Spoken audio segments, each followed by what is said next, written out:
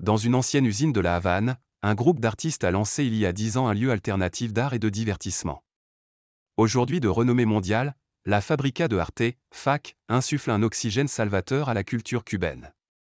Depuis que nous avons ouvert ici, c'est géré par des artistes, toujours en regardant l'œuvre et les messages, explique à l'AFPX Alfonso, fondateur et chef de file du projet avant-gardiste.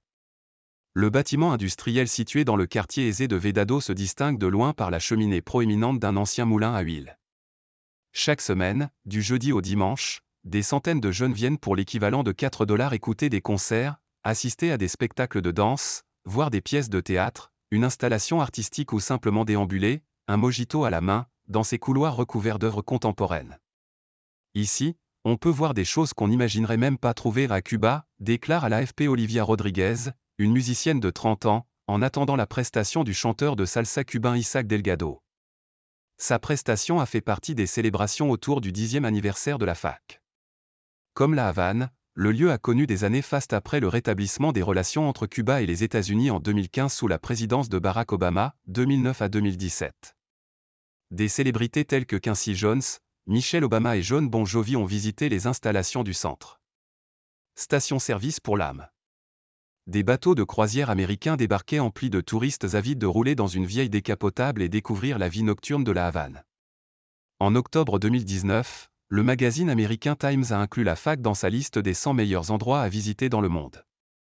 En l'absence d'un musée d'art contemporain dans la capitale cubaine, l'usine, ainsi que des sites similaires tels que la Lavanderia et Studio 50, maintiennent l'offre d'exposition de talentueux jeunes créateurs cubains.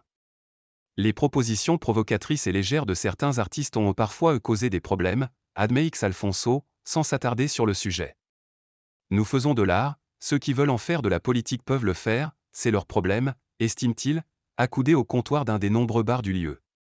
C'est comme une station-service pour l'âme et c'est de cela qu'il s'agit, explique le compositeur et interprète, lauréat du Latin Grammy 2022 du meilleur album folk pour Ancestro avec le groupe Synthesie formé par ses parents et auquel il a collaboré.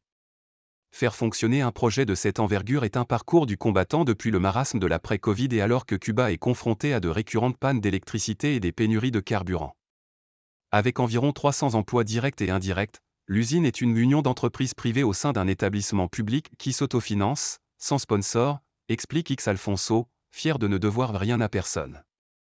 Le plus important est que l'usine soit considérée comme un être vivant, vivant à Cuba, avec tous les besoins et les problèmes qui existent. Mais elle est toujours vivante et essaie toujours de vivre, de survivre, ajoute-t-il. En octobre, l'usine a été menacée de fermeture par les autorités qui cherchaient à réduire la consommation d'électricité de l'île.